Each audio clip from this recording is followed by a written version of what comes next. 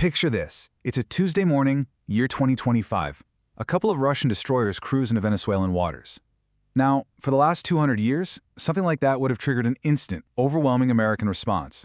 But this time, the Pentagon is silent. Not because they couldn't act, but because the cost of acting had, very quietly, become too high to pay. You see, what happened on that Tuesday wasn't really an attack. It was more like an invoice. A bill that finally came due after decades of certain policies. And it showed, right there in black and white, that enforcing a 2-century-old doctrine was just not in the budget anymore. The end didn't come with a bang. He came with a calculation. So the big question here isn't why Russia sent those ships. That's actually pretty simple. The real question is, how did the world's most dominant military power just let it happen in waters that it has always treated as its own private lake? And this wasn't some kind of intelligence failure, not at all. It was the predictable, almost inevitable result of very specific choices. To get to the bottom of it, we have to look at 4 broken assumptions, 4 huge illusions, really, that were the foundation of American foreign policy for decades. They worked just fine when there were no other options on the table, but they completely fell apart once other countries started building their own tables. So let's break them down one by one. Okay, so the first illusion. This one is all about the idea of permanence. You know, the belief that you can just hit pause on history and freeze one particular moment in time, forever. So after 1991, American dominance wasn't seen as something that needed to be carefully maintained. It was treated like a law of physics, something permanent and natural. The goal wasn't to integrate a former rival, but to make sure no rival could ever rise again. And that thinking led directly to things like NATO expansion, which, if you were sitting in Moscow, didn't look like a security alliance. It looked a whole lot like a provocation. All right, on to illusion number 2. This one is about a tool that's become a go-to move more than any other: economic pressure. And this really gets to the core of it. We tend to see sanctions as a smart tool, a way to apply pressure without firing a shot. But the countries on the receiving end, they don't see it as persuasion. They see it as an existential threat. It's a signal that the system wants them gone. And when your survival is on the line, you don't reform. You build a fortress, no matter what it costs. And that survival instinct, it leads us straight into our third and maybe the most misunderstood illusion of all: the reason our adversaries team up in the first place. We hear it all the time, right? That these countries get together because they all share some kind of anti-democratic ideology. But honestly, that's just putting a moral label on something that's way, way colder. The reality is that states under pressure don't pick their friends based on values. They pick them based on survival math. It's simple logic. When one door gets slammed in your face, you go find another one that's open. This has nothing to do with ideology and everything to do with infrastructure, security, and just plain necessity. And all of this, all 3 of those illusions, they're held together by the 4th and final one. And this one is the hardest to spot, because it's about how we see ourselves. This is the illusion of exceptionalism. The idea that when we do something, it's normal, it's stabilizing, it's for the greater good.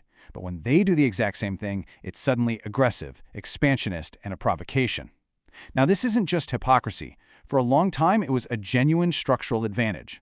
The problem is believing that everyone else in the world still buys into that advantage, especially when the price to enforce it has gone through the roof. Okay, so how do these 4 broken ideas connect to Russian warships in the Caribbean? Well, there's a hidden engine humming under the surface here. A brutally simple and predictable pattern that ties it all together. Here's the core mechanism in a nutshell. When you use economic weapons to try and erase a country's future, they don't just give up and go away. They will do everything in their power to militarize their present. It's not an emotional reaction. It's cold, rational logic when you truly believe your back is against the wall. And this logic plays out in this ruthlessly consistent 3-act play. First, you get internal suffering as trade and money are cut off. But that suffering pretty much never leads to the government collapsing. Instead, you get step 2, the regime hardens. Power gets more and more centralized just to survive the siege. And once that's done, step 3 follows almost automatically. They militarize externally because making alliances with other outsiders is no longer a choice, it's a lifeline. And look, this isn't just some abstract theory. It's an observable pattern that we have seen repeat over and over across decades and completely different cultures. Cuba after 1960, Iran after 79, North Korea, Iraq, and yeah, Russia itself. You have different leaders, different parts of the world, different ideologies, but the same structural outcome. History is very, very clear on this point. So that brings us to today. The age of assumption is over. And now, Washington doesn't have a whole menu of options to choose from. It really just has 3 pretty constrained paths forward. And each one is shaped by the decisions that have already been made. So, path 1 is to just double down, apply even more pressure. But all that does is justify your rival's military buildup and cause them to dig in even deeper. Path 2 is what you'd call managed decline. Basically, you accept the new reality, but you don't do anything to change why it happened, which just normalizes weakness over time. Then there's the third path, a strategic reversal. You actually de-escalate to take away their reason to militarize. Now, this path means trading symbolic toughness for actual real-world influence, which is exactly why it's the hardest one to choose. But here's the thing. No matter which of these paths is chosen, they're all based on one inescapable fact. A fundamental, irreversible shift in the world has already taken place. So here's the crucial point. The era of just assuming American dominance in the Western Hemisphere, it's over. From now on, every single action has to be calculated. What does it cost? What are the consequences? The question is no longer if an action has a cost, but simply how high is it going to be? And this really is the bottom line. This whole situation wasn't a defeat handed to us by an enemy. It was self-inflicted. It was the direct result of policies that confused the tools of power, things like sanctions, with power itself, all while real power was quietly packing its bags and moving elsewhere. And that leaves us with one last, pretty chilling thought. The precedent has now been set. Other rivals are watching.